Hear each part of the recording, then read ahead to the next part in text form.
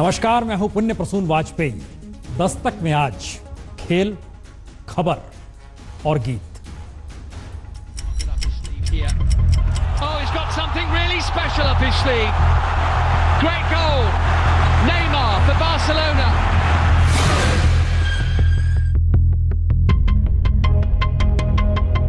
केरल में क्या राष्ट्रवादी संगठन के कार्यकर्ताओं को अपने संगठन के कार्य करने के लिए नागरिक अधिकार नहीं है?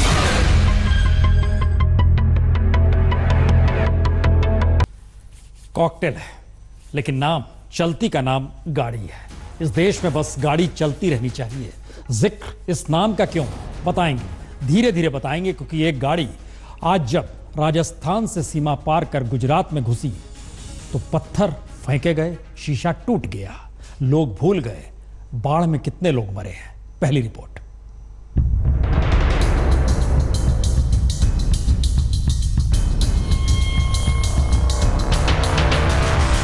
ये राहुल गांधी की कार है, चकनाचूर कर दी गई। बाढ़ पीड़ितों की परेशानी जानने समझने असम से राजस्थान और राजस्थान से जैसे ही गुजरात में घुसे तो सबसे बुरे हाल में बनासकांठा को देख समझ पाते उससे पहले ही कार पर हमला हो गया। पत्थर मारे गए, शीशे टूट गए। कार बुलेट प्रूफ नहीं थी, राहुल ने कार बदल ली थी तो पत्थर मारने वालों को पता था ये राहुल गांधी की ही कार है।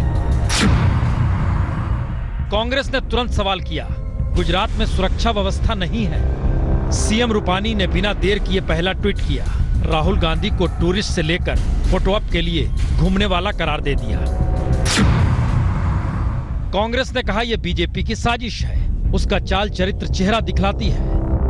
तो बीजेपी ने तुरंत प्रतिक्रिया दी, कांग्रेस घबरा गई है, कांग्रेस सिर्फ प्रचार प्रसार चाहती है।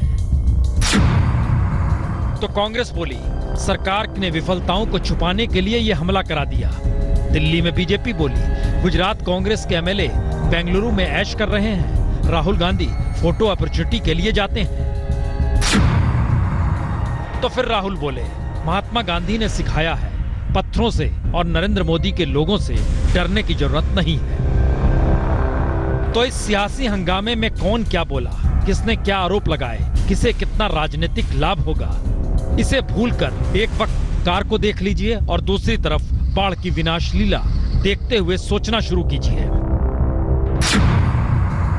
बनासकांठा में 61 लोग बाढ़ से मर चुके हैं, 25,000 लोग बाढ़ से बेघर हो चुके हैं। सिर्फ मार्केट यार्ड में 200 करोड़ से ज्यादा का नुकसान हो चुका है। 20,000 से ज्यादा दिहाड़ी मजदूर दो रोटी के लिए न मिलने वाली राहत पर टिके हैं। और पुलिस ने इन सब के बाद पीठ ठोकते हुए कहा, राहुल गांधी की कार पर पत्थर फेंकने वाले एक शख्स को गिरफ्तार कर लिया गया है, लेकिन उसकी पहचान अभी नहीं बताई जा सकती। कह सकते हैं एक गाड़ी सब पर भारी, यकीनन चलती का नाम गाड़ी, लेकिन यहां भी फिट बैठता नहीं है। चलिए एक दूसरी गाड़ी की दिशा में आपको लिए चल रहे हैं। यह गाड़ी उस रात की है जिसमें शिकार पर एक वक्त सलमान खान निकले थे। हम उस रिपोर्ट को नहीं दिखा रहे हैं, हम दरअसल उसके आगे के उस स्थिति में ला रहे हैं जिसमें इस देश में गाड़ी तो न्याय व्यवस्था से चलती है। हाल देख लीजिए।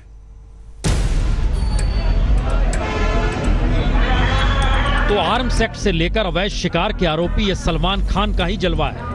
फैंस खुश हैं और सिल्वर स्क्रीन का कमाल ऐसा कि महज 3 मिनट में बेल बॉन्ड भरकर सलमान खान कोर्ट से निकले आए। तो इंसाफ की जिस चौखट पर न्याय के लिए उम्र ढल जाती है, वहां सलमान का काम 3 मिनट में हो जाता है और आम आदमी कानून के चक्कर में उलझने के बाद समझ ही नहीं पाता इंसाफ मिलेगा कहां और कैसे। खुद ही देख लीजिए। ये अरुणा त्यागी है, न्याय के लिए पदयात्रा कर रही है। गाजियाबाद से लखनऊ तक की पदयात्रा 600 किलोमीटर पैदल चलेंगी, वहां सीएम से मिलेंगी, न्याय की गुहार लगाएंगी। वजह सिर्फ इतनी है कि गाजियाबाद के खिंदौड़ा में 22 मई को इनके भाई प्रवीण त्यागी की निर्ममता से हत्या कर दी गई। हत्यारे छुट्टे घूम रहे हैं और अरुणा का आरोप है इन्हें पकड़ने की एवज में पुलिस ने 10 लाख रुपए की मांग भी की।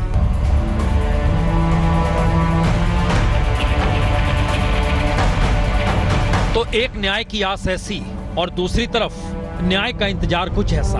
ये 3 बच्चों की तस्वीर, ये 3 बच्चे अखिलेश, पीयूष और शिवांगी। इन तीनों बच्चों को इंदौर के modern dental college and research centre से क्यों निकाला गया, इन्हें आज तक समझ नहीं आया। जबकि तीनों ने डीमैट की परीक्षा पास की। राज्य सरकार ने ही तीनों को इंदौर के डेंटल कॉलेज में एडमिशन के लिए भेजा। पन्ना की शिवांगी त्रिवेदी के साथ इंदौर के दोनों छात्र पहले बरस अच्छे नंबर से निकल भी आए, लेकिन दूसरे बरस फीस देने के बाद अचानक इन्हें कॉलेज से निकाल दिया गया। क्योंकि DCI यानी डेंटल कॉलेज ऑफ इंडिया ने जांच की तो पता चला कि जिस कॉलेज में ये पढ़ रहे हैं उसने निर्धारित सीट से ज्यादा छात्रों को एडमिशन दे दिया है। तो कॉलेज फंसा और गाज इन 3 बच्चों पर गिरा दी गई। साल भर बीत चुका है, लेकिन इन्हें न्याय ना तो हाई कोर्ट से मिला, ना ही सुप्रीम कोर्ट से। इधर उधर भटक रहा हूँ, उन्होंने एडमिशन पहले दिया और एक ही झटके में निकाल के बाहर कर दिया। अब मेरी बेटी घर पे पड़ी हुई है और हम सब लोग काफी मानसिक रूप से और हर टाइप से, और उसका भविष्य तो गया। तो डॉक्टर बनने का सपना पाले पिता ने बेटी के 2 बरस की फीस तकरीबन 8 लाख रुपए जमा भी करा दी। अब कुछ नहीं हो रहा तो चीफ जस्टिस से लेकर प्रधानमंत्री तक को पत्र भी लिख रहे हैं, लेकिन न्याय आज तक इन्हें नहीं मिला। इन्हें पता ही नहीं न्याय अब मिलता कैसे है। और ये नजारा राजस्थान के बांसवाड़ा का है। बांसवाड़ा में 2 तारीख को वैशाली नाम की महिला के घर में घुसकर एक सिरफिरे ने हत्या कर दी। लोग नाराज हैं। सिरफिरा अब भी सिरफिरे तरीके से घूम ही रहा है और नाराज लोगों ने आक्रोश रैली तक निकाल ली। न्याय कहाँ है ये भी नहीं जानते। और ये जनाब और कोई नहीं, खुद जबलपुर हाईकोर्ट के अतिरिक्त जिला सत्र जज हैं, जज RK श्रीनिवास। 15 महीने में 4 बार ट्रांसफर होने और अपनी बात न सुने जाने से परेशान जज 2 दिन पहले हाईकोर्ट में ही अनशन पर बैठ गए। जज श्रीनिवास का आरोप है हर 3-4 महीने में उनका ट्रांसफर कर दिया जाता है, जबकि ट्रांसफर पॉलिसी ऐसा कहती नहीं, लेकिन उनकी कोई सुनता ही नहीं। तो RK श्रीनिवास का पद ADG का है। जी, ADJ यानी वही पद जिनके सामने आज सलमान खान ने बेल बॉन्ड भरा। यानी जिस पद पर बैठा शख्स सलमान खान को 3 मिनट में बेल दे सकता है, उसी पद पर बैठा शख्स खुद इंसाफ की गुहार लगा रहा है और उसे भी नहीं पता न्याय कौन देगा। तो यह भारतीय जुडिशरी का निराला खेल है। यूं जोधपुर के डिस्ट्रिक्ट जज में जज की पोस्ट खाली है, इसीलिए सलमान खान को ADJ कोर्ट में पेश होना पड़ा और यहां पेश होकर 3 मिनट में बेल बॉन्ड भरकर सलमान फिर मुंबई लौटे आए। पर अरुणा की पदयात्रा जारी है। इन 3 बच्चों का इंतजार भी जारी है कि कब एडमिशन दोबारा होगा, कब डॉक्टर बनेंगे। जी, लौटिए खबर पर। और खबर का मतलब गाड़ी से कुचल देना, तलवार से काट डालना, या फिर राजनीतिक तौर पर एक नई प्रयोगशाला बना डालना। हम आपको लिए चल रहे हैं कुन्नूर नहीं, कुन्नूर की खुशबू दिल्ली में भी है।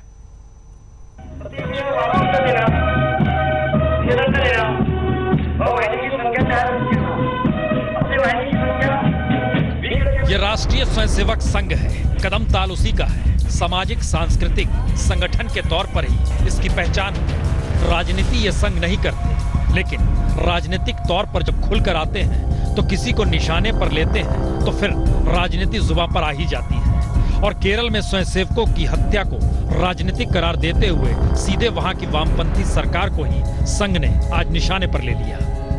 जो कम्युनिस्ट पार्टी की सरकार की आदत है पिछले कई दशकों से, जब भी वो केरल में सरकार में आते हैं, RSS और RSS विचार परिवार के कार्यकर्ताओं के ऊपर होने वाले हमले न रुके और न हमारे किसी भी इस प्रकार के मांग को उन्होंने सुना नहीं।